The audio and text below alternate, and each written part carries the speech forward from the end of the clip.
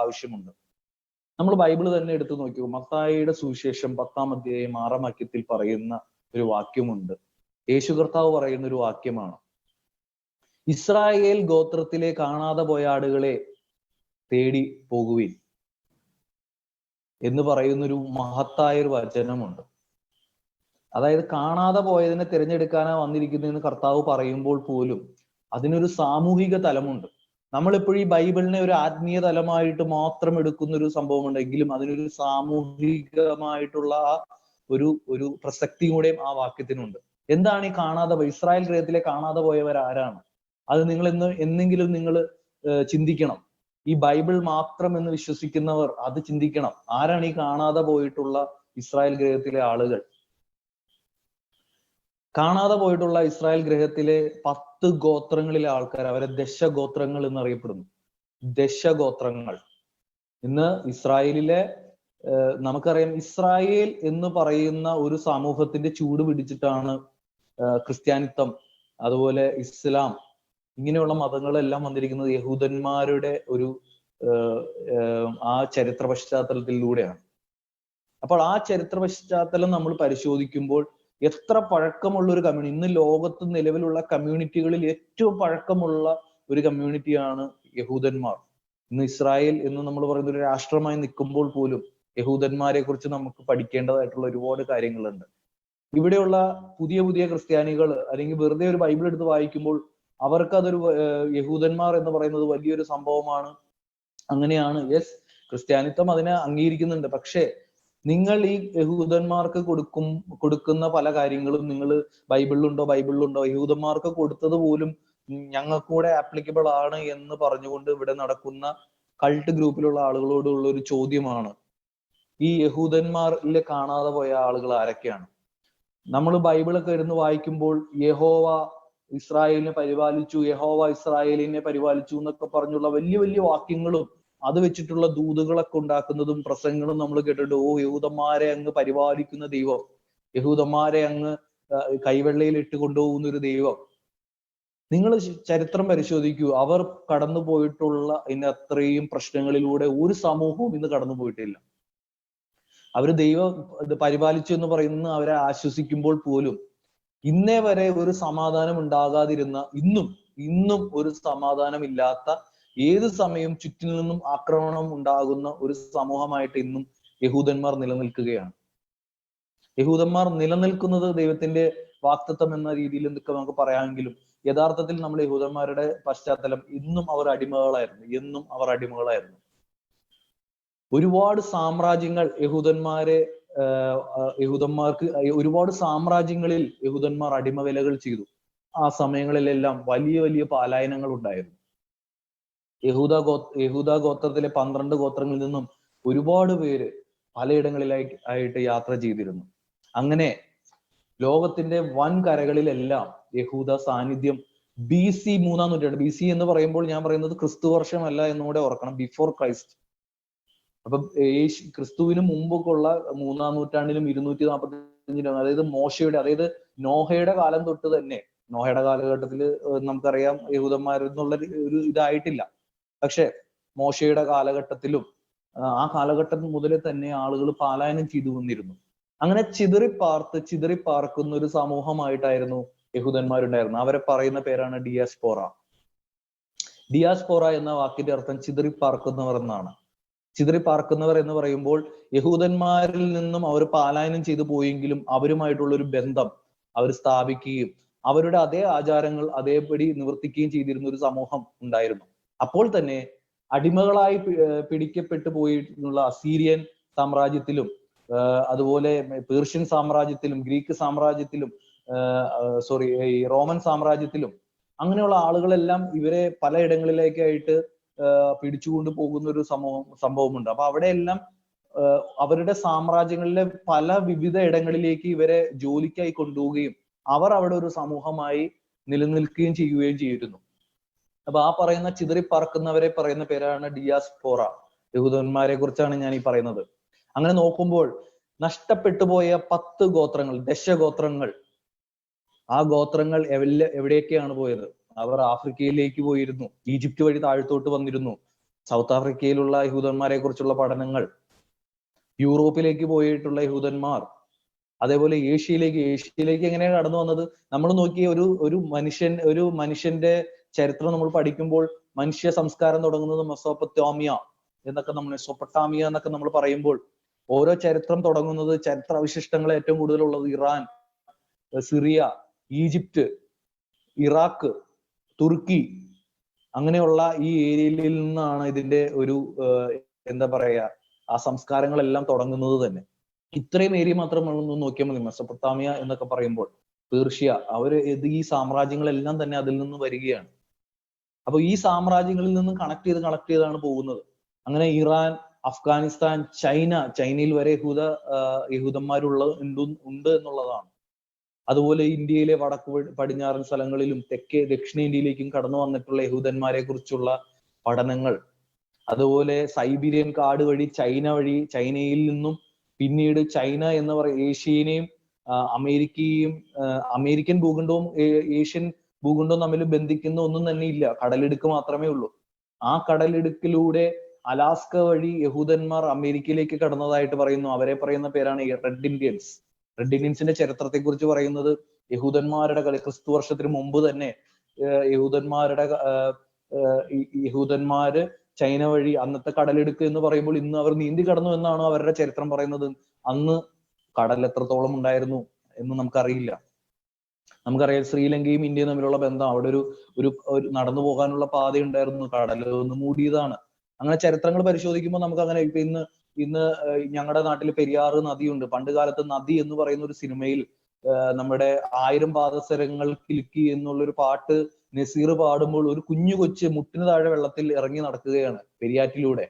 ആ പെരിയാറ്റിലൂടെ ഇന്ന് നമുക്ക് നടക്കാൻ കഴിയില്ല, എത്രത്തോളം വെള്ളം വന്നു എന്നുള്ളത്. അപ്പൊ നമ്മള് കടലിടുക്കിലൂടെ നീന്തി അവർ ഇന്ന കരയിലെത്തി എന്ന് പറയുമ്പോൾ ഇത്രയും കിലോമീറ്റർ ഉള്ള കടലുകൾ എങ്ങനെ എന്നൊന്നും നിങ്ങൾ ചിന്തിക്കരുത്. എത്ര വർഷങ്ങൾക്കും എത്ര നൂറ്റാണ്ടുകൾക്ക് മുമ്പുള്ള കാര്യമാണ് പറയുന്നതെന്ന് കൂടെ ഓർക്കണം.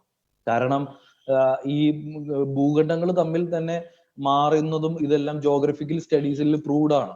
ഓരോ ഐലൻഡുകൾ എങ്ങനെയാണ് ഉണ്ടാകുന്നതും അവർ തമ്മിൽ സഞ്ചരിക്കുന്നുണ്ട് എന്നും ഐലൻഡുകൾ മൂവ് ചെയ്യുന്നുണ്ടെന്നുള്ള പഠനങ്ങളൊക്കെ നമുക്ക് അറിയാൻ ജോഗ്രഫിയില്ല. അപ്പൊ അത് നിങ്ങൾ വിശ്വസിച്ചേ പറ്റൂ.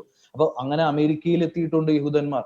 ആ യഹൂദന്മാരുടെ ചരിത്രം വെച്ചുകൊണ്ടാണ് ഇന്ന് അമേരിക്കയിൽ നിലനിൽക്കുന്ന മോർമോൺസ് എന്ന് പറയുന്ന കൾട്ട് ഗ്രൂപ്പ് ഉണ്ടായിരിക്കുന്നത്. അവർ പറയുന്നത് വന്ന യഹൂദന്മാരുടെ കയ്യിൽ നിന്ന് കിട്ടിയ സുവിശേഷം വെച്ചിട്ടാണ് അവർ ഇന്നൊരു കൾട്ട് ഗ്രൂപ്പ് ഉണ്ടാക്കിയിരിക്കുന്നത്. അങ്ങനെയാണ് അമേരിക്കയിലെ കാര്യം ഞാൻ പറയുകയാണ്. അങ്ങനെ ഏഷ്യയിലും യൂറോപ്പിലും ആഫ്രിക്കയിലും അതുപോലെ വടക്കൻ അമേരിക്കയിൽ നിന്ന് താഴെ മെക്സിക്കോ വഴി താഴെ അങ്ങോട്ടും എല്ലാം യഹൂദന്മാരുടെ സാന്നിധ്യം ക്രിസ്തുവിന് മുമ്പ് തന്നെ അറിയിച്ചിട്ടുണ്ട്. ഇവരെല്ലാം വളരെ നല്ല വ്യാപാരികളായിട്ടുണ്ട്. അതായത് നമുക്കറിയാം ദാനിയേലിന്റെ കാലഘട്ടത്തിലെല്ലാം പല സാമ്രാജ്യങ്ങളിലും വളരെ നല്ല ജോലി ചെയ്തിരുന്ന ആളുകളാണ് ഈ യഹൂദന്മാരിലെ അടിമകളായി കൊണ്ട് കേൾക്കുന്നത്. ഞാനിപ്പോ പറഞ്ഞു വരുന്നത് എന്തുകൊണ്ടാണ് നമ്മളിപ്പോ സെന്റ് തോമസിനെ കുറിച്ച് പറയുമ്പോൾ എന്തിനാണ് യഹൂദന്മാരെ കുറിച്ച് പറയുന്നതിനെ കുറിച്ച് നിങ്ങൾ ചിന്തിക്കും. ഞാനത് പറഞ്ഞതിന്റെ കാര്യം എന്താന്ന് ചോദിച്ചാൽ, ഈ കാണാതെ പോയ യഹൂദന്മാരെ തേടിയാണ് അപ്പോസ്തലന്മാർ സുവിശേഷവുമായി വന്നത്. നിങ്ങൾ ശ്രദ്ധിക്കണം, യേശുവിന്റെ ശിഷ്യന്മാർ വന്നിരിക്കുന്നത് കാണാതെ പോയ ഇസ്രായേൽ ഗൃഹത്തിലെ ആടുകളെ തേടിയാണ്. ജാതികളിലേക്ക് സുവിശേഷം അറിയിക്കാൻ വിളിക്കപ്പെട്ട വ്യക്തി എന്ന് പറയുന്നത് പൗലോസ് അപ്പോസ്തലൻ മാത്രമാണ്. അപ്പൊ അതുകൊണ്ടാണ്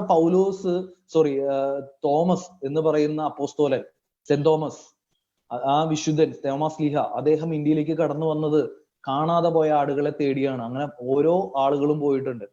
ഓരോ അപ്പോസ്തോലന്മാരും ഈ കാണാതെ പോയതിനെ തേടിപ്പോയി.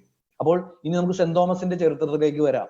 സെന്റ് തോമസിനെ കുറിച്ച് നമുക്കറിയാം. സെന്റ് തോമസിനെ കുറിച്ച് കൂടുതലായിട്ട് നമുക്കറിയുന്നത് ഒരു സംശയലുമായിട്ടുള്ള ഒരു വ്യക്തിയായിട്ടാണ് കാണുന്നത്. വളരെ സംശയം, നമ്മൾ ഉദ്ദേശിക്കുന്ന പോലെ അത്ര വലിയ സംശയമൊന്നും അല്ലായിരുന്നു.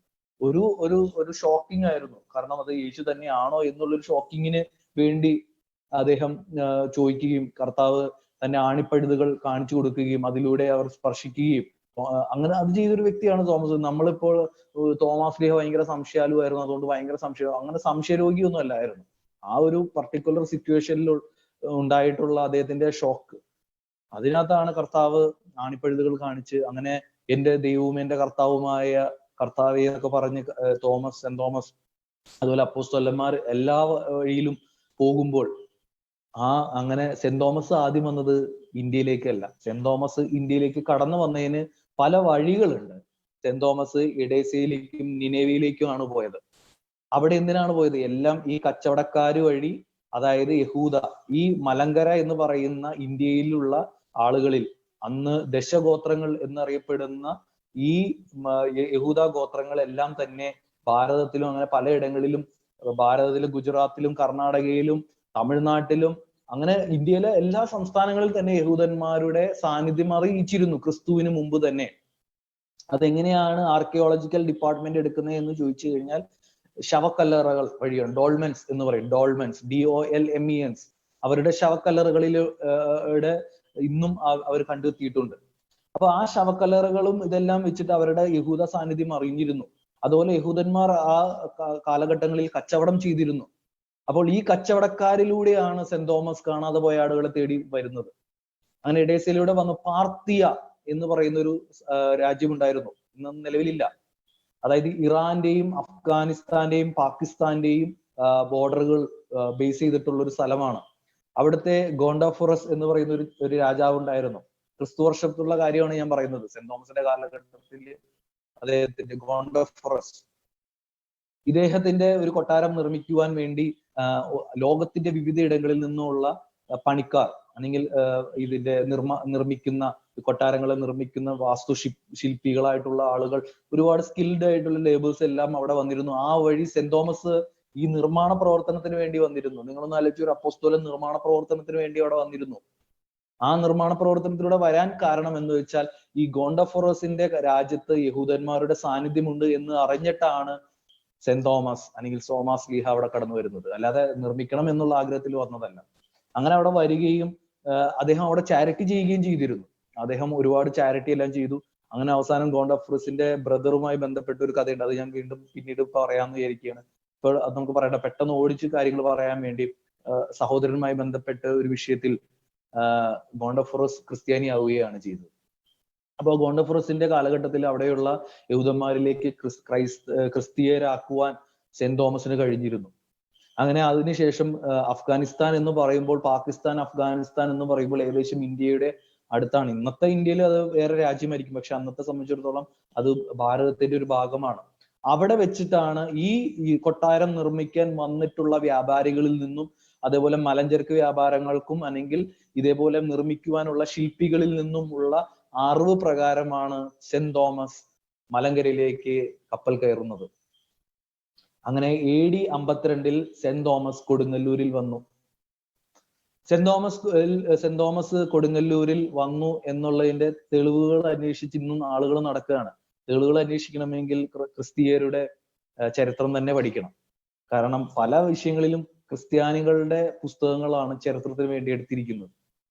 അതുപോലെ ഹൈന്ദവ സംസ്കാരത്തിന്റെയും ഉത്ഭവങ്ങളെയെല്ലാം നമുക്ക് പലയിടങ്ങളിലായിട്ട് കാണുവാനായിട്ട് കഴിയും. ആര്യന്മാരെ കുറിച്ച് പറയുന്നത് യഹൂദന്മാരിൽ നിന്ന് പോയിട്ടുള്ള ദശഗോത്രങ്ങളിലുള്ള ആളുകളാണ്. പല തരത്തിലുള്ള ആര്യന്മാരെ കുറിച്ച് പറയുന്നുണ്ട്. അപ്പൊ ഞാൻ അവിടെ പറയാൻ ഉദ്ദേശിക്കുന്നത് പഠാന്മാർ എന്ന് പറയുന്ന, ഈ പത്താന്മാർ, ഇന്ന് നമുക്കറിയാം അഫ്ഗാനിസ്ഥാനിലും പാകിസ്ഥാനിലുമുള്ള പട്ടാണികൾ, പഠാൻ, ഇർഫാൻ പഠാൻ എന്നൊക്കെ പറഞ്ഞു കഴിഞ്ഞാൽ ഇപ്പോഴത്തെ തലമുറയുള്ള ആൾക്കാർക്കൊക്കെ അറിയാം. പഠാൻ, ഈ പഠാൻ എന്ന് പറയുന്നത്, അവരുടെ ചരിത്രം പറയുന്നത് യഹൂദ സംസ്കാരത്തിൽ നിന്ന് വന്നത്, അല്ലെങ്കിൽ നഷ്ടപ്പെട്ടു പോയ യഹൂദന്മാർ. അപ്പൊ നമ്മൾ ചിന്തിക്കും, യഹൂദന്മാർ അവരുടെ ആചാരം വിട്ട് എവിടെയുമില്ല. അങ്ങനെ പോയിട്ടുണ്ട് എല്ലായിടത്തും. എല്ലാ യഹൂദന്മാരും ദാനിയേൽ അല്ലായിരുന്നു. അവർ അടിമകളായിരുന്ന പല സ്ഥലങ്ങളിലെല്ലാം അവർ അവരുടേതായിട്ടുള്ള മതങ്ങൾ തേടി ആ മതങ്ങളിലേക്ക് മാറുകയാണ് യഹൂദന്മാർ ചെയ്തിട്ടുള്ളത്. കാരണം അതല്ല എങ്കിൽ അവർ പലായനം ചെയ്തിട്ടുള്ളത്, അവർ ജീവൻ ഭയന്നാണ് പലയിടങ്ങളിൽ നിന്ന് പലായനം ചെയ്തിട്ടുള്ളത്. അല്ലെങ്കിൽ ജീവന് ഭീഷണിയായിട്ടുള്ള ചക്രവർത്തിയുടെ കീഴിലാണ് അവർ ജോലി ചെയ്തിരുന്നത്. അങ്ങനെ അതുകൊണ്ട് അവർക്ക് അവരുടേതായിട്ടുള്ള വിശ്വാസങ്ങളെല്ലാം മാറ്റി വെച്ചുകൊണ്ട് ഈ പറയുന്ന മതങ്ങളിലേക്കെല്ലാം അവർക്ക് മാറേണ്ടതായിട്ട് വന്നു. അങ്ങനെ ഓരോ റീജിയണൽ വൈസ് ആയിട്ടുള്ള മതങ്ങളിലൂടെയാണ് ആര്യൻ സംസ്കാരവും അല്ലെങ്കിൽ ഈ പറയുന്ന ഹിന്ദു ഫിലോസഫിയൊക്കെ നമ്മൾ നോക്കുകയാണെങ്കിൽ അതെല്ലാം കടന്നു വന്നിരിക്കുന്നത് ആ ഒരു കൾച്ചറിൽ നിന്നാണ്. അപ്പോൾ ആ കൾച്ചർ, ഇത് ഞാൻ ഈ പറയുന്ന സംഭവത്തിന് വളരെ വർഷങ്ങളുടെ പഴക്കമുണ്ട്. ക്രിസ്തു വർഷത്തിന് മുമ്പ്, ഞാൻ വീണ്ടും പറയുകയാണ്, ക്രിസ്തു വർഷത്തിന് മുമ്പുള്ള കാര്യങ്ങളാണ് ഈ പറയുന്നത്.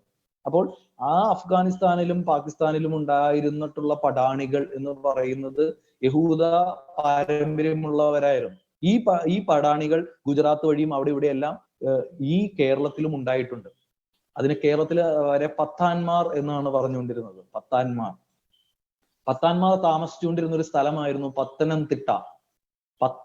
പത്താന്മാരുടെ പ്രത്യേകിച്ച് നിലയ്ക്കൽ, റാന്നി, കോന്നിയിടങ്ങളിൽ അത്തരത്തിലുള്ള അവരുടെ ശവകല്ലറകൾ ആർക്കിയോളജി ഡിപ്പാർട്ട്മെന്റ് എടുത്തിട്ടുണ്ട് എന്നുള്ളതാണ്. നിലയ്ക്കലിലും നിരണത്തുമെല്ലാം അങ്ങനെയാണ് ആ യഹൂദ പാരമ്പര്യം വന്നിരിക്കുന്നത്.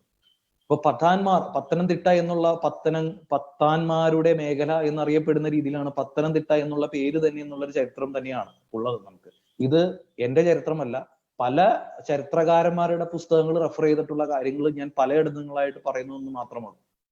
അങ്ങനെ വയനാടിലും നമ്മുടെ കേരളത്തിലുള്ള ഒരുമാതിരിപ്പെട്ട എല്ലാ ജില്ലകളിലും, ഇപ്പൊ പ്രത്യേകിച്ച് ഗുരുവായൂരിനടുത്തുള്ള കൊടുങ്ങല്ലൂർ, മുസിരീസ് എന്ന് പറയുന്ന നമുക്കറിയാം എത്രത്തോളം പഴക്കമാണ്. തൃശ്ശൂര്, അതുപോലെ വളരെയധികം ഫേമസ് ആയിട്ടുള്ള സ്ഥലമാണ് കുറുവലങ്ങാട്. ഞാൻ അങ്ങോട്ട് വരുന്നുണ്ട്. സെന്റ് തോമസിന്റെ കാര്യം പറയുമ്പോൾ ഞാൻ അങ്ങോട്ട് വരുന്നുണ്ട്. അപ്പോൾ ഈ പത്താന്മാർ എന്ന് പറയുന്ന ആളുകളെല്ലാം കേരളത്തിലും തമിഴ്നാട്ടിലും ഉണ്ടായിരുന്നു. ഇവരിൽ നിന്നാണ്. അപ്പോൾ സെന്റ് തോമസ് കേരളത്തിൽ കടന്നു വരികയും ഇവിടെയുള്ള നമ്പൂതിരിമാരെ മാറ്റി എന്നുള്ളത് തെറ്റായിട്ടുള്ള ഒരു ചരിത്രമാണ് എന്നാണ് പല ചരിത്രകാരന്മാരും പറയുന്നത്. കാരണം സെന്റ് തോമസ് മതം മാറ്റിയ 4 പേർ എന്ന് പറയുന്നത് അവർ നമ്പൂതിരിമാരല്ലായിരുന്നു, അവർ യഹൂദന്മാരായിരുന്നു. അപ്പോൾ യഹൂദന്മാരായിരുന്നു എന്ന് പറയുമ്പോൾ ഭയങ്കര വിഷയങ്ങളാണ് അവിടെ. അതുകൊണ്ടാണ് ഈ യഹൂദന്മാരുടെ വരവിനെ കുറിച്ച് ഞാൻ പറഞ്ഞത്. എത്രയോ വർഷങ്ങൾ, ശലോമോന്റെ കാലഘട്ടം മുതൽ തന്നെ മലങ്കരയിൽ ഇവിടെ മുസിരീസ് എന്ന് പറയുന്ന തുറമുഖത്തു നിന്നുള്ള സാധനങ്ങളും മലഞ്ചരക്ക് വ്യാപാരങ്ങളും ഉണ്ടായിരുന്നു. അപ്പോൾ ഈ പഠാന്മാർ എന്ന് പറയുന്ന സമൂഹം, അതായത് യഹൂദന്മാരിൽ പൂണൂൽ ഉപയോഗിക്കുന്ന, മേൽക്കച്ചി ഉപയോഗിക്കുന്ന, പൂണൂൽ ഉപയോഗിക്കുന്ന യഹൂദന്മാരുണ്ട്. ഇന്നും യഹൂദന്മാരുടെ ഇടയിൽ അങ്ങനത്തെ ആളുകളുണ്ട്. പൂണൂൽ ധരിക്കുന്ന യഹൂദന്മാരുണ്ട്. തലയിൽ അത്തരത്തിലുള്ള പണ്ട് കുടുമി കിട്ടുന്ന പോലെ തന്നെ അവർ അവരുടെ നമുക്കറിയാം, അവരുടെ ഒരു തൊപ്പി നമുക്ക് കാണാം. അപ്പൊ പൂണൂൽ ധരിക്കുന്ന, ഇത് നിങ്ങൾക്ക് തമാശയായിട്ട് തോന്നരുത്, നിങ്ങൾ സെർച്ച് ചെയ്തിട്ട് വേണം പറയാൻ, ഞാൻ വെറുതെ പറയുന്നതല്ല. പൂണൂൽ ധരിക്കുന്ന യഹൂദന്മാരുണ്ടായിരുന്നു. അവരെ കുറിച്ച് ചരിത്രങ്ങൾ പറയുകയാണ്.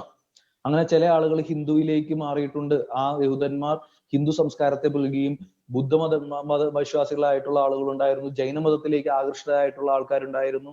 അപ്പൊ അതേപോലെ തമിഴ്നാട്ടിലും പല്ലവന്മാർ എന്ന് പറയുന്ന ബ്രാഹ്മണ സമൂഹം, ഇപ്പൊ നമ്പൂതിരി സമൂഹം എന്ന് പറയുന്ന സമൂഹം വളരെ വൈകിയാണ് വന്നതെങ്കിലും അതിനു മുമ്പ് അവിടുത്തെ ബ്രാഹ്മണന്മാർ എന്നറിയപ്പെടുന്ന, അല്ലെങ്കിൽ ബ്രാഹ്മണന്മാരായിട്ടുള്ള യഹൂദൻ വംശജർ, അവരാണ് ക്രിസ്ത്യാനിത്വം സ്വീകരിച്ചത്. അവർ 4 കുടുംബങ്ങളാണ്. ശങ്കരപുരി, പകലോ മറ്റം, കാളിയങ്കാവ്. അപ്പൊ ഈ 4 കുടുംബങ്ങൾ നിന്നുള്ള പത്താന്മാർ യഹൂദ പാരമ്പര്യം അവകാശപ്പെടുന്ന ആളുകളാണ് ക്രിസ്ത്യാനികളായത്. അവർ കൊടുങ്ങല്ലൂരായിരുന്നു. കൊടുങ്ങല്ലൂരിൽ നിന്ന് താഴത്തോട്ട് തൃശ്ശൂർ വഴി വരുന്നു. അങ്കമാലിയിൽ അവർ വരുന്നു. അങ്കമാലിയിൽ നിന്നും, അതായത് പാലയൂരിൽ നിന്നും അങ്കമാലിയിൽ വരുന്നു. അങ്കമാലിയിൽ നിന്നും കുറുവലങ്ങാട് വരുന്നു. നിങ്ങൾക്കറിയാമോ കുറുവലങ്ങാട് ഭാഗത്ത് അങ്ങനെ ആ കുറുവലങ്ങാട് ഭാഗം എന്ന് പറയുന്നത് നിക്യാ സുനോദോസിന്റെ കാലഘട്ടം വരെ അവിടെ വളരെ ഫേമസ് ആണ് ഈ കുറുവലങ്ങാട്. നിക്യാ സുനോദോസിന്റെ അലയു ഒളികൾ ഇവിടെയും വീശിയിരുന്നു. കുറുവലങ്ങാട് ആ പള്ളിയൊക്കെ വളരെ പ്രസിദ്ധമാണ്. സുറിയാനി പള്ളി വളരെ പ്രസിദ്ധമാണ് ആ കാര്യത്തിലെല്ലാം. വളരെ വർഷങ്ങൾക്ക് പഴക്കമുള്ള ഒരു പള്ളിയാണ് കുറുവലങ്ങാട് പള്ളി. അവിടെയെല്ലാം ഈ ശങ്കരപുരിയിൽ പകലോ മറ്റത്തെയും കാളിയങ്കോല അവരോട് ചേര സാമ്രാജ്യത്തിലെ രാജാവിന് ചേര രാജാവിന്റെ ഇത് പ്രകാരമാണ് ഇങ്ങോട്ടേക്ക് തെക്കോട്ടേക്ക് പാലായനം വരുന്നത്. ഈ താഴത്തോട്ടുള്ള പാലായനങ്ങളെല്ലാം വരുന്നത് അങ്ങനെയാണ്. പാലയൂരിൽ നിന്നും അങ്കമാലി വഴിയാണ് ഈ കുടുംബങ്ങളെല്ലാം തന്നെ വന്നിട്ടുള്ളത്. ഇതൊരു ചരിത്ര കുടുംബമാണ്. ഈ കുടുംബത്തിലെ അംഗങ്ങളായിട്ടുള്ള ആളുകളാണ് ഇവിടുത്തെ സുറിയാനി ക്രിസ്ത്യാനികളിൽ പല ആളുകളും. അപ്പൊ ഈ സുറിയാനി ക്രിസ്ത്യാനികളിൽ പെട്ട പല ആളുകളും സ്വന്തം കുടുംബത്തിന്റെ ചരിത്രം മറ്റുള്ള ഏതെങ്കിലും ഒരാൾ വന്ന് പറയുമ്പോൾ തിരുത്തി തന്റെ പിതാക്കന്മാരെ മാറ്റിക്കൊണ്ട് അവരുടെ ഒപ്പം കൂടുന്നത് നിങ്ങൾ തന്നെ എത്രത്തോളം കൊണ്ട് പരിശോധിക്കാം. നിങ്ങൾ ഒരിക്കലും ഈ സത്യങ്ങൾ എങ്ങനെയാണെന്ന് നിങ്ങൾ ഒരിക്കലും അന്വേഷിച്ചിരുന്നെങ്കിൽ ഇതിന്റെ മഹാത്മ്യം പറയാം. നമ്മൾ എവിടെയാണ് കാര്യങ്ങൾ വിശ്വസിക്കേണ്ടത്? എന്റെ കുടുംബത്തിൽ എന്റെ അപ്പനും അമ്മയും പറയുന്നതിനേക്കാൾ അപ്പുറത്തുള്ള ഒരു കാര്യം ഞാൻ എങ്ങനെയാണ് വിശ്വസിക്കുന്നത്? ഞാൻ ചോദിച്ചത് ലോകപരമായിട്ടുള്ള അറിവിന്റെ കാര്യങ്ങളല്ല ഞാൻ പറയുന്നത്. എന്റെ അപ്പനിൽ നിന്നും പകർന്നു കിട്ടിയ ചില പാരമ്പര്യങ്ങൾ, അത് ഞാൻ ആരോടാണ് ചോദിക്കേണ്ടത്? അത് എൻ്റെ പിതാവിൽ നിന്ന് തന്നെയാണ്. ആ പാരമ്പര്യങ്ങൾ, അങ്ങനെയാണ് പാരമ്പര്യത്തിന്റെ മാഹാത്മ്യം നിങ്ങൾ അറിയേണ്ടത്. അപ്പോൾ ഈ സെന്റ് തോമസ് ഇവിടെ വന്നിരിക്കുന്നത് ഇവിടുത്തെ ബ്രാഹ്മണ സമൂഹത്തിൽ നിന്നല്ല, നമ്പൂതിരി സമൂഹത്തിൽ നിന്നല്ല, അഥവാ പട്ടാന്മാർ എന്ന് പറയുന്ന യഹൂദന്മാരിൽ നിന്നും, അതായത് കാണാതെ പോയിട്ടുള്ള ദശഗോത്രങ്ങളെ തേടിയിട്ട് ഇവിടെ സെന്റ് തോമസ് ഒരുക്കുകയും ഇവിടുത്തെ 7 പള്ളികൾ സ്ഥാപിക്കുകയും ചെയ്യുകയാണ്. കൂടാതെ സെന്റ് തോമസ് അവിടെ കൊണ്ട് നിന്നില്ല. കാരണം മലഞ്ചരക്ക് വ്യാപാരവുമായി ബന്ധപ്പെട്ട് മറയൂർ ഭാഗത്തു നിന്നൊക്കെയാണ് പത്തനംതിട്ടയിലേക്കുള്ള പത്താന്മാരുടെ വരവ്. അപ്പോൾ കോയമ്പത്തൂര്, പൊള്ളാച്ചി അങ്ങനെയുള്ള സ്ഥലങ്ങളിൽ നിന്നുള്ള ട്രേഡുകൾ അന്നും ഉണ്ടായിരുന്നു.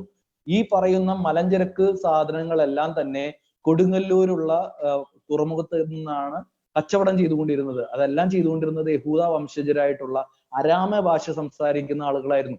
ഈ അരാമി ഭാഷ സംസാരിക്കുന്നത് കൊണ്ടാണ് എല്ലാ അപ്പോസ്തലന്മാരും യഹൂദ കോളനികളിലേക്ക് വന്ന് സുവിശേഷം അറിയിക്കാൻ അവർക്ക് വളരെ എളുപ്പമായിരുന്നു. അപ്പോ ഈ അരാമി ഭാഷയും സുറിയാനി ഭാഷയുമാണ് ആദ്യ കാലഘട്ടങ്ങളിലുള്ള അവിടുത്തെ യഹൂദന്മാർ ഉപയോഗിച്ചുകൊണ്ടിരുന്നത്. അതുകൊണ്ട് വളരെ പെട്ടെന്ന് തന്നെ സുവിശേഷം വ്യാപിച്ചു. അങ്ങനെ നിങ്ങൾ നോക്കിയ കൊടുങ്ങല്ലൂർ ഭാഗത്തു നിന്നും പാലക്കാട്, കോയമ്പത്തൂർ, പൊള്ളാച്ചി അങ്ങനെയുള്ള സ്ഥലങ്ങളിൽ നിന്നാണ് മൈലാപ്പൂരിലേക്കുള്ള നമ്മുടെ തോമാസ് ലീഹയുടെ യാത്ര. അതുകൂടാതെ മൈലാപ്പൂരിൽ നിന്നും വെറുതെ അല്ല, അവിടെ നിന്നും ചൈനയിലേക്കാണ് സെന്റ് തോമസ് യാത്ര ചെയ്തത്.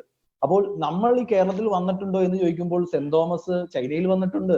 ചൈനയിൽ വന്നിട്ടുള്ളതെന്ന് പറഞ്ഞാൽ ടിബറ്റ്, ആ ഭാഗങ്ങളിൽ, ബീഹാറിലുള്ള അവിടെയും നമ്മൾ ഈ പട്ടാലിപുത്രയിൽ നിന്നൊക്കെ വന്നിട്ടുള്ള സമൂഹങ്ങളെ കുറിച്ചൊക്കെ നമ്മൾ പറയുന്നുണ്ട്. അപ്പോൾ ഈ ടിബറ്റൻ അവിടെ നിന്നും ചൈനയിലെ ആ മലനിരക്കുകളിൽ അവിടെയും വന്നിട്ടുണ്ട്. അപ്പൊ അവിടെയും ക്രിസ്ത്യാനിത്വം ഉണ്ടായിരുന്നു. കാരണം അവിടെ യഹൂദന്മാരുടെ സാന്നിധ്യം അറിയിച്ചിരുന്നു. അതേപോലെ മിസ്സോകൾ എന്നറിയപ്പെടുന്നത് മനശ്ശെ ഗോത്രത്തിലുള്ള ആളുകളെയാണ് മിസ്സോ, മനശ്ശെ ഗോത്രത്തിലുള്ള യഹൂദന്മാരെയാണ് പിന്നീട് മിസ്സോ എന്നറിയുന്നത്. മിസോ റാം എന്ന് പറയുന്ന സംസ്ഥാനത്ത് തന്നെ യഹൂദന്മാർ, ഈ അടുത്തിടയ്ക്ക് തന്നെ നോർത്ത് ഈസ്റ്റിൽ നിന്നും ഒരുപാട് പേർ യഹൂദ മതത്തിലേക്ക് സ്വീകരിക്കുകയും അവര് യഹൂദന്മാരുമായിട്ട് യഹൂദമതം സ്വീകരിക്കുകയുണ്ടായി. അതുകൊണ്ട് അതിന്റെ കാരണം എന്ന് വെച്ചാൽ അവിടെ കൂടുതൽ ആളുകളും ക്രിസ്ത്യാനികളായിട്ടുണ്ട്. അതിന്റെ കാരണം എന്താണെന്ന് ചോദിച്ചു കഴിഞ്ഞാൽ ഈ മിസോകൾ എന്ന് പറയുന്നത് മനശ്ശെ ഗോത്രത്തിൽ നിന്നും പോയിട്ടുള്ള ആളുകളാണ്. അപ്പൊ നോർത്ത് ഈസ്റ്റ് സ്ഥലങ്ങളിലും യഹൂദന്മാരുടെ, അതുപോലെ ചൈനയിൽ നിന്നുള്ള തിരിച്ചുവരവിലാണ് മൈലാപ്പൂരിൽ വെച്ച് ബ്രാഹ്മണന്മാരായിട്ടുള്ള ആളുകൾ സെന്റ് തോമസിനെ കൊല്ലുന്നത്. നിങ്ങൾ ചിന്തിച്ചിട്ടുണ്ട് എന്തിനാണ് ബ്രാഹ്മണന്മാരായിട്ടുള്ള ആളുകൾ സുവിശേഷം പറഞ്ഞതുകൊണ്ട് അവിടെ കൊല്ലാൻ കാരണം എന്താണെന്ന് ചോദിച്ചാൽ, ഇവിടെ കൊടുങ്ങല്ലൂരിൽ വെച്ച് സുവിശേഷം പറയുന്ന സമയത്ത് 4 കുടുംബങ്ങൾ ക്രിസ്തുമതം സ്വീകരിച്ചതിന്റെ പേരിൽ അവിടെയുള്ള പടാണികളിൽ നിന്ന് ഒരുപാട്, അല്ലെങ്കിൽ അവിടെയുള്ള യഹൂദന്മാരിൽ ചില വിഷയങ്ങളുണ്ടായി. ആ വിഷയങ്ങളുടെ പുറത്ത് അവര് അവിടെ നിന്ന് മാറുകയും കുറെ ആൾക്കാർ അവിടെ തന്നെ താമസിക്കുകയും കുറെ ആൾക്കാർ തമിഴ്നാട്ടിലോട്ട് പോവുകയും, പല്ലവ ബ്രാഹ്മണന്മാർ എന്ന് പറയപ്പെടുന്ന തുളു ബ്രാഹ്മണന്മാർ, പല്ലവ ബ്രാഹ്മണന്മാർ, അങ്ങനെ പല ആളുകളുണ്ട്. അപ്പൊ അങ്ങനെയുള്ള തമിഴ്നാട്ടിലേക്ക് അവർ പലായനം ചെയ്തു. എന്തുകൊണ്ടാണ് ഇവർക്ക് പ്രശ്നമുണ്ടായതെന്ന് പറയാൻ കാരണം എന്ന് വെച്ചാൽ, റോമാക്കാരുമായിട്ടുള്ള ഇവരുടെ കച്ചവടം, റോമാ സാമ്രാജ്യം അന്ന് നിൽക്കുമ്പോൾ അവർ റോമാ കച്ചവടക്കാരിലൂടെ അവർ അറിഞ്ഞു യേശു എന്ന് പറയുന്ന, അല്ലെങ്കിൽ യശുവ എന്ന് പറയുന്ന ഒരാൾ അവിടെ റോമാക്കാർ ക്രൂശിക്കപ്പെട്ടു, അവരുടെ ശിഷ്യന്മാരും അവിടെ ഉണ്ട്, അവരെ അവിടെ കൊന്നുകൊണ്ടിരിക്കുന്ന സമയമാണ്. റോമാ സാമ്രാജ്യത്തിൽ അനേകരെ രക്തസാക്ഷികളായിക്കൊണ്ടിരിക്കുന്ന വാർത്തകൾ അവർ കച്ചവടക്കാരിലൂടെ, റോമാ കച്ചവടക്കാരിലൂടെ ഇവിടെ അറിഞ്ഞിരുന്നു. നിങ്ങൾക്ക് ഓർക്കാമോ, റോമൻ എന്താ പറയാ, റോമാ നാണയങ്ങൾ കേരളത്തിൽ നിന്ന് ആർക്കിയോളജി ഡിപ്പാർട്ട്മെന്റ് എടുത്തിട്ടുണ്ട്. അതേപോലെ ഗോണ്ടഫോറോസിന്റെ കാലം, ഞാൻ അഫ്ഗാനിസ്ഥാനിലെ കാര്യമൊക്കെ പറഞ്ഞു, അവിടെയുള്ള ഈ നാണയങ്ങളിൽ, ഇതിന്റെ ശേഖരങ്ങളിൽ നിന്നുള്ള തെളിവുകളുണ്ട്. തക്ഷശിലയിലുള്ള കുരിശ് നിങ്ങൾ അന്വേഷിച്ചാൽ മതി. തക്ഷശില എന്ന് പറയുന്നത് ഭാരതത്തിലെ വളരെ ഫേമസ് ആയിട്ടുള്ള ഒരു സ്ഥലമാണ്. യൂണിവേഴ്സിറ്റി എന്നൊക്കെ അറിയാം. അവിടെയുള്ള കുരിശിനെ കുറിച്ച് അവിടെ കൽക്കുരിശുകൾ ലഭ്യമായിരുന്നു. അപ്പോൾ ഇങ്ങനെയുള്ള ചരിത്രങ്ങളെല്ലാം തന്നെ സെന്റ് തോമസിനെ മലങ്കരയുമായിട്ടുള്ള ബന്ധത്തെ കൂടുതൽ ഉറപ്പിക്കുകയാണ് ചെയ്തിട്ടുള്ളത്. അപ്പൊ ഈ ചരിത്രങ്ങൾ കൂടെ നിങ്ങൾ പഠിക്കും. വെറുതെ ഇരുന്നിട്ട് അങ്ങനെ പറയാൻ പാടില്ല. അപ്പൊ ചിതറിപ്പാർക്കുന്ന ഡയാസ്പോറ, അല്ലെങ്കിൽ ചിതറിപ്പാർക്കുന്ന ഈ യഹൂദ ഗോത്രങ്ങളെ തേടിയിട്ടാണ് നമ്മുടെ അപ്പോസ്തലന്മാർ വന്നത്. അതിനകത്ത് ഒരാളായിരുന്നു നമ്മുടെ സെന്റ് തോമസ്. അപ്പൊ സെന്റ് തോമസ് ഇവിടെ വന്നതിന് ശേഷമായിട്ട് ഇവിടത്തുള്ള ആളുകൾ ക്രിസ്ത്യാനി ആയതിന്റെ പേരിൽ ഈ ക്രിസ്തുവിന്റെ ശിഷ്യന്മാർ ഇങ്ങനെ അവിടെ പ്രചരണം നടത്തുന്നു എന്നുള്ള റോമാക്കാരുടെ വാർത്ത കേട്ടത് കൊണ്ടാണ്, അതിന്റെ അലയൊലിയായിട്ടാണ് മൈലാപ്പൂരിൽ വെച്ച് സെന്റ് തോമസിനെ അവർ കീഴ്പ്പെടുത്തുന്നത്. കാരണം ഇവർ പ്രശ്നക്കാരാണ്. യേശുവിന്റെ ശിഷ്യന്മാരായിട്ടുള്ള ആളുകളെ റോമാ സാമ്രാജ്യം എത്രത്തോളം കൈകാര്യം ചെയ്തു എന്നുള്ള, അപ്പോൾ അവരുമായിട്ടുള്ള നല്ല കച്ചവട ബന്ധത്തിന് വേണ്ടിയിട്ട് അവിടെയുള്ള ബ്രാഹ്മണന്മാർ അല്ലെങ്കിൽ യഹൂദന്മാരായിട്ടുള്ള ആളുകൾ തന്നെയാണ് യേശുവിനെ ക്രൂശിച്ചിട്ടുള്ളത്. നമുക്കറിയാം, യഹൂദന്മാർ തന്നെയാണ്. അപ്പൊ യഹൂദന്മാരുമായിട്ടുള്ള ബന്ധമുള്ള ആളുകളായിട്ടുള്ള ഈ ആളുകൾ അവർ എന്താ ചെയ്തതെന്ന് വെച്ചാൽ സെന്റ് തോമസിനെ കൊല്ലുകയാണ് ചെയ്തത്. അങ്ങനെ മൈലാപ്പൂരിൽ വെച്ച് AD 72 നമ്മുടെ തോമസ് ലീഹ രക്തസാക്ഷിയാവുകയാണ് ചെയ്തത്. അതിന്റെ ഓർമ്മ ദിവസം കൂടിയാണ്. അപ്പോ ഈ നിങ്ങൾ നോക്കിയ സെന്റ് തോമസ് എവിടെ മരിച്ചു എന്നുള്ളതിന് ഇന്ത്യക്ക് പുറത്തോ ഇന്ത്യക്ക് അകത്തോ മൈലാപ്പൂർ എന്നല്ലാതെ വേറൊരു സ്ഥലത്തു നിന്നുള്ള അവകാശവാദങ്ങളോ ഇന്നേ വരെ ഉണ്ടായിട്ടില്ല.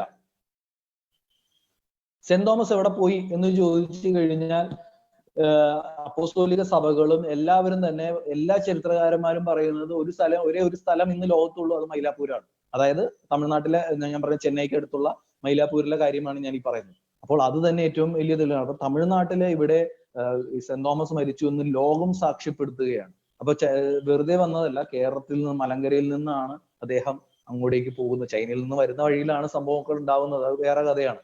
അപ്പോൾ ഈ മൈലാപ്പൂര് വെച്ച് മരിച്ചു എന്നുള്ളത് ലോകം എല്ലാം സാക്ഷ്യപ്പെടുത്തുമ്പോൾ ഇന്നും ഇവിടെയുള്ള പെന്തക്കോസുകാരും ഇവിടെയുള്ള യുക്തിവാദികളും ഇരുന്ന് പറയാണ് സെന്റ് തോമസ് ഇവിടെ വന്നിട്ടില്ല. ഞാൻ ചെറുപ്പത്തിലൊക്കെ പഠിച്ചിട്ടുണ്ട്, വാസ്കോഡിഗാമയാണ് കാപ്പാട് ആദ്യമായിട്ട് കാല് കുത്തിയെന്നൊക്കെ എങ്ങാണ്ടൊക്കെയാണ് പറയുന്നത്. അങ്ങനെയല്ല. അപ്പൊ ഇതിനു മുമ്പുള്ള ആൾക്കാരൊക്കെ കൈ കുത്തിയാണ് ഇറങ്ങിയെന്നുള്ളൊരു ചോദ്യം കൂടെയുണ്ട്. അപ്പൊ കാല് കുത്തി ഇറങ്ങിയത് എങ്ങനെയാണെന്നൊക്കെയുള്ള ചരിത്രങ്ങളൊക്കെ അതിനു മുമ്പ് തന്നെ ഈ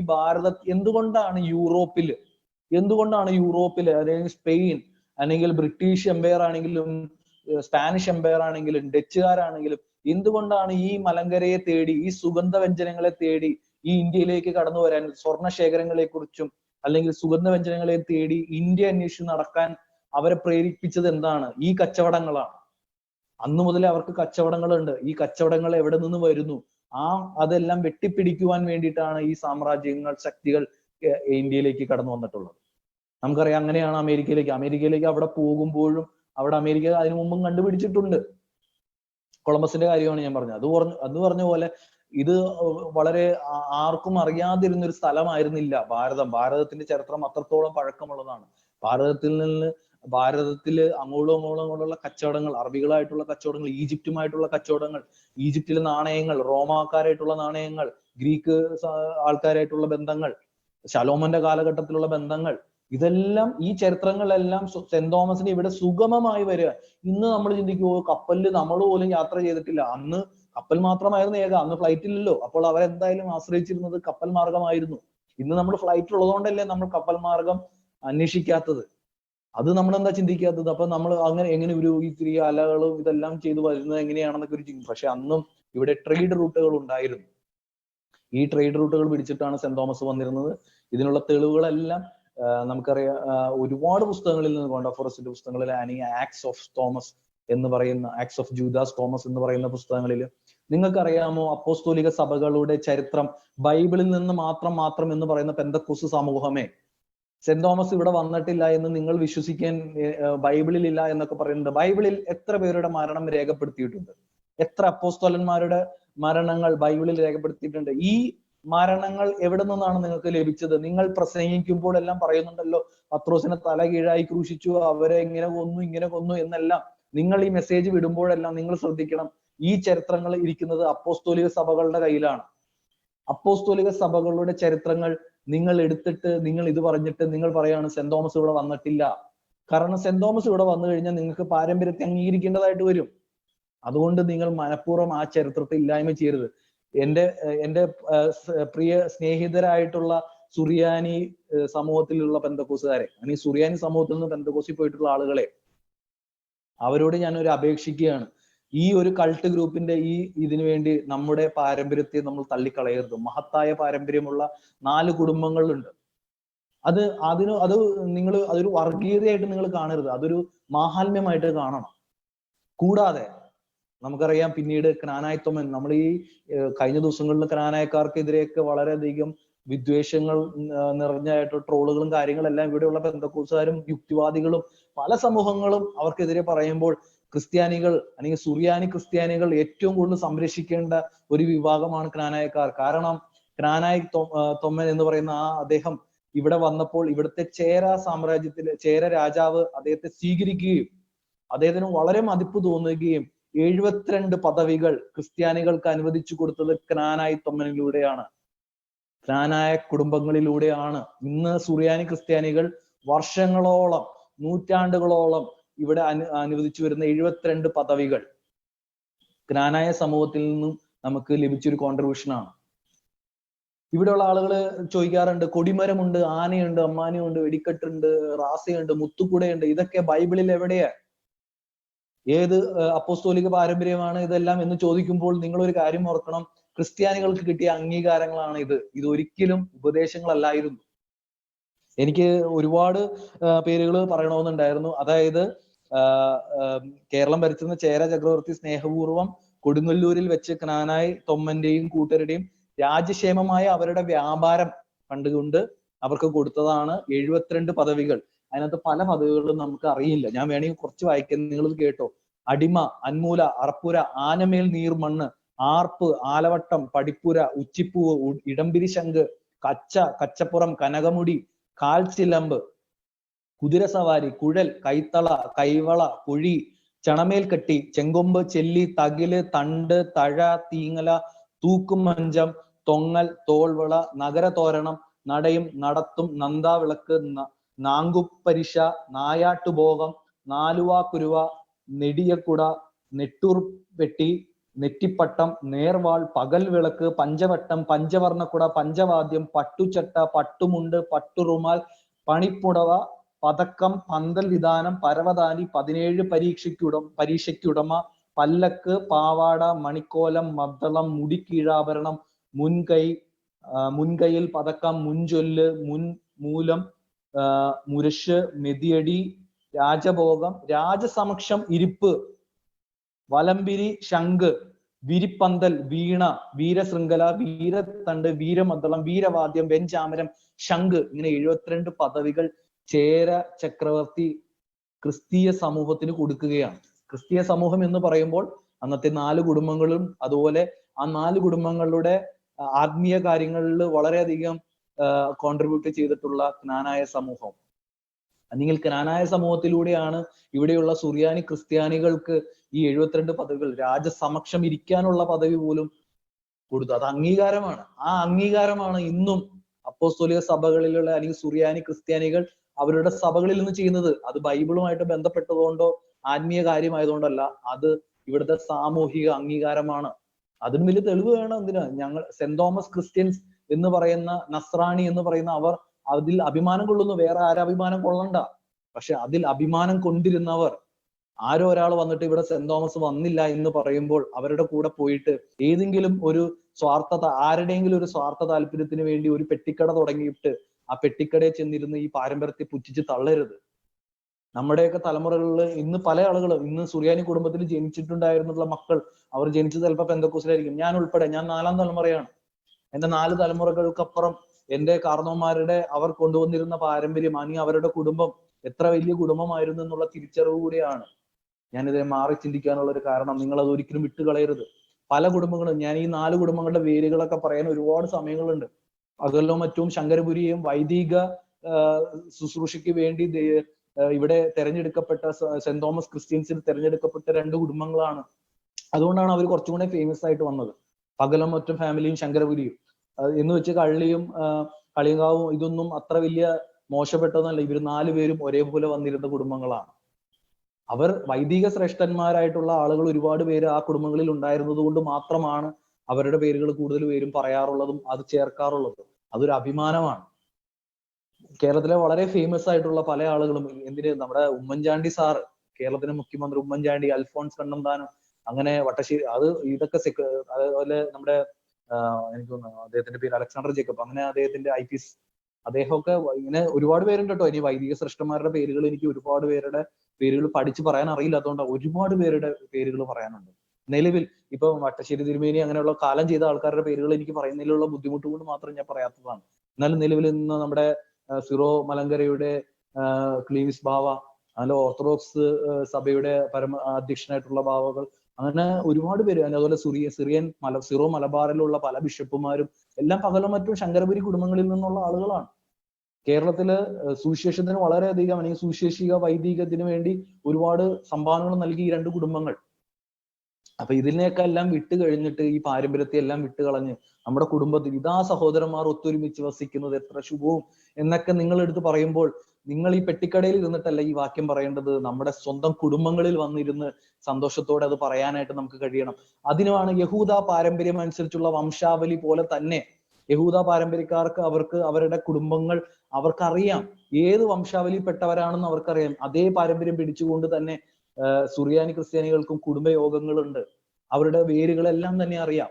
അവരുടെ കൈവേരുകൾ ഓരോ കുടുംബങ്ങളുടെ കീഴിലുള്ള ഇപ്പൊ ഞാനിപ്പോ ഈ പകലോ മറ്റും ശങ്കരവരി എന്നൊക്കെ പറയുമ്പോൾ ഇതിന്റെ വേരുകളായിട്ടുള്ള കുടുംബയോഗങ്ങൾ വേറെ ഉണ്ട് കേട്ടോ. ആ കുടുംബയോഗങ്ങളിൽ അംഗമാകാതെ പുറത്തു പോയിട്ടുള്ള ആളുകളും ഉണ്ട്. അവരെല്ലാം മടങ്ങി വരണം. അവരെല്ലാം പുറത്തു പോയി ഇനി കുടുംബവുമായിട്ട് യാതൊരു ബന്ധം വേണ്ട എന്ന് പറയാനുള്ള കാരണം ഈ പാരമ്പര്യത്തെ എതിർത്തുകൊണ്ടാണ്. ഒരിക്കലും അത് എതിർക്കരുത്. അത് നിങ്ങളുടെ തലമുറകളോട് ചെയ്യുന്ന ഏറ്റവും വലിയ ചതിയാണ്. അതാദ്യം നിങ്ങൾ മനസ്സിലാക്കുക. കൾട്ട് ഗ്രൂപ്പിൽ ചെന്ന് എവിടെയെങ്കിലും മരിച്ചു വീണ് ഒരു കുഴിയിൽ പട്ടിയെ കുഴിച്ചിടുന്ന പോലെ കുഴിച്ചിടുന്നതല്ലാതെ ഈ പാരമ്പര്യത്തിലേക്ക് മടങ്ങി വന്ന് വാങ്ങിപ്പോയവർക്ക് വേണ്ടി അവർ എന്നും ഓർക്കുന്ന ഒരു പാരമ്പര്യമുള്ള കുടുംബത്തിലേക്ക് നിങ്ങൾ വീണ്ടും തിരികെ എത്തണം എന്ന് ഞാൻ നിങ്ങളോട് അഭ്യർത്ഥിക്കുകയാണ്, സുറിയാനി ക്രിസ്ത്യാനികളോട്. ഞാനിത് എന്തിനാണ് പറയുന്നത് എന്ന് ചോദിച്ചു കഴിഞ്ഞാൽ, അപ്പോസ്തോലിക സഭ അല്ലെങ്കിൽ ക്രിസ്ത്യാനിത്വം ആദ്യ 2-3 നൂറ്റാണ്ടുകൾ വളരെയധികം പീഡനങ്ങളിലൂടെ കടന്നുപോയ സമയങ്ങളിൽ കോൺസ്റ്റാന്റിൻ ചക്രവർത്തിയുടെ കാലഘട്ടത്തോടുകൂടി മലകളിൽ നിന്നും ഗുഹകളിൽ നിന്നും രഹസ്യ അറകളിൽ നിന്നും ക്രിസ്ത്യാനികൾ, അതായത് പീഡനം പേടിച്ചു പോയിട്ടുള്ള ക്രിസ്ത്യാനികൾ പുറത്തു വന്നിട്ട് അവരെ ആദ്യം അന്വേഷിക്കുന്നത് അവരുടെ പ്രിയപ്പെട്ടവരുടെ മരിച്ചുപോയ കല്ലറകളെയാണ്. ആ കല്ലറകളിൽ ചെന്ന് അവർ ആ കല്ലറകൾക്ക് വീണ്ടും അവർ കടന്നെത്തുകയാണ്. അതുപോലെ നമ്മുടെയൊക്കെ പൂർവ്വപിതാക്കന്മാരെ അടക്കിയിട്ടുള്ള കല്ലറകളിൽ ഇന്നും ഓർക്കുന്ന ഒരു പാരമ്പര്യമുള്ള സുറിയാനി ക്രിസ്ത്യാനികൾ എവിടെയെങ്കിലും കൊണ്ടൊന്ന് കുഴിച്ചിടുന്ന രീതിയിലേക്ക് കൊണ്ടുപോകരുത്. നിങ്ങൾ ഓർക്കണം, വാങ്ങിപ്പോരെ ഓർക്കുവാൻ സഭ അത് ചെയ്യും. എന്തുകൊണ്ടാണ് സെന്റ് തോമസ് മൈലാപ്പൂരാണെന്ന് സഭ പറയാൻ കാര്യം? ഈ 12 അപ്പോസ്തോലന്മാരെ ഈ സഭ പറഞ്ഞു വിട്ടു എങ്കിലും അവർ എവിടെ പോയതെന്ന് സഭ അന്വേഷിച്ചു. പിന്നീടും അന്വേഷിച്ചു. എത്ര തവണ അന്വേഷിച്ചു. ഓരോ സഭാ വിഭാഗങ്ങളും അതിനെക്കുറിച്ചുള്ള പഠനങ്ങളും നടത്തി അവരുടെ അപ്പോസ്തോലൻ ശ്രേഷ്ഠന്മാരായിട്ടുള്ള ആളുകളുടെ കബറിടങ്ങൾ അവർ കണ്ടെത്തി. കാരണം എന്താണ്? സഭ അവരുടെ മക്കളെ ഒരിക്കലും കൈവിടില്ല. അവർ എവിടെ പോയാലും അവരെ തേടി പിടിക്കുന്നു. കാണാതെ പോയ ആടുകളെ തേടി. ക്രിസ്തുവിന്റെ ആ സ്നേഹം, അതൊക്കെയാണ് പ്രിയ ദൈവമക്കളെ സഹോദരങ്ങളെ, ദൈവമക്കളെ എന്നൊക്കെ ഞാൻ പറയുന്നത് പെന്തക്കോസ്തിലെ ഒരു വാക്കാണ്, ക്ഷമിക്കണം. എന്നാലും പ്രിയ സഹോദരങ്ങളെ, ഞാൻ പറയുകയാണെങ്കിൽ ആ സ്നേഹത്തിലേക്കാണ് നിങ്ങൾ വരുന്നത്. അവിടെയാണ് എന്താ പറയാ, യഹൂദന്മാരുടെ വാക്യമാണ് ഇത്, ആ സഹോദരന്മാർ ഒത്തൊരുമിച്ച് വസിക്കുന്ന എത്ര ശുഭവും. അപ്പൊ കാണാതെ പോയ ആളുകളെല്ലാം ഇനിയും തിരികെ വരണം. ഈ ചരിത്രങ്ങൾ മനസ്സിലാക്കണം. ഏതെങ്കിലും ഒരു രോഗസൗഖ്യം കിട്ടിയിട്ടോ അല്ലെങ്കിൽ ഒരു സാമ്പത്തിക നന്മ കിട്ടിയിട്ടല്ല, അല്ലെങ്കിൽ ഈ ചരിത്രമോ ആത്മീയപരമായിട്ടോ ബൈബിളോ പഠിച്ചോ നിങ്ങൾക്ക് ആർക്കെങ്കിലും ആത്മാർത്ഥമായിട്ട് പറയാൻ കഴിയുമോ?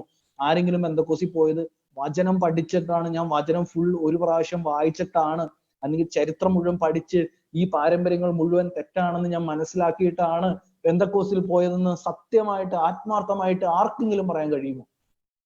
ഒരാൾക്കും പറയാൻ കഴിയില്ല. നിങ്ങൾ അന്നേരത്തെ പെട്ടെന്ന് നിങ്ങൾക്കറിയാത്ത കാര്യങ്ങൾ നിങ്ങളുടെ സ്വന്തം കുടുംബത്തിൽ പറയാതെ, സ്വന്തം കുടുംബത്തിലുള്ള ആളുകളോട് ഷെയർ ചെയ്യാതെ, ആരോ ഒരാൾ വന്നു ഇതെല്ലാം തട്ടിപ്പാണ്, ഇതെല്ലാം പൈശാചികമാണ്, അല്ലെങ്കിൽ കേരളത്തിലെ മലങ്കരയിലുള്ള ക്രിസ്ത്യാനികൾക്ക് ലഭിച്ച രാജപദവികൾ പോലും പൈശാചികമാണ് എന്ന് പറഞ്ഞപ്പോൾ അതെല്ലാം വിട്ട് എറിഞ്ഞ് ഇവരുടെ കൂടെ പെട്ടിക്കട നടത്താനും കപ്പയും മീനും തിന്നാനും നമ്മളുടെ കാരണവന്മാരെ പലരും പോയിട്ടുണ്ട്. പെന്തക്കോസ്തിലുള്ള സുറിയാനിക്കാരോടാണ് ഞാൻ ഈ പറയുന്നത്. നിങ്ങളത് തിരിച്ചറിയണം. ഇപ്പോഴും നമ്മൾ ഈ ചോദ്യങ്ങളെല്ലാം ഗ്ലോറിയസ് ഗോസ്പലിൽ നിന്നുള്ള ആളുകൾ ചോദിക്കുമ്പോഴെല്ലാം അവർ പറയുന്ന കാര്യമുണ്ട്, എല്ലാവരും ഇതൊക്കെ ചരിത്രം പഠിച്ചിട്ടാണോ ഇതൊക്കെ പോകുന്നതെന്ന്. അല്ല, നിങ്ങൾ ആരും ചരിത്രം പഠിച്ചിട്ടുമല്ല, ബൈബിളിലെ ജ്ഞാനം കൊണ്ടും അല്ല നിങ്ങൾ ആ പെട്ടിക്കടയിലെല്ലാം ആയിരിക്കുന്നത്. ഒരു രോഗസൗഖ്യം എന്ന് തോന്നുന്ന രീതിയിലുള്ള ഏതെങ്കിലും ഒരു ഹാലുസിനേഷൻ നിങ്ങൾക്ക് ആ സമയത്ത് ഉണ്ടായിരിക്കാം. അല്ലെങ്കിൽ ആ സമയത്ത് നിങ്ങൾക്ക് ഏതെങ്കിലും സ്വന്തം കൂടപ്പുറപ്പുകളോട് എന്തെങ്കിലും ഒരു കൈപ്പായുടെ അനുഭവം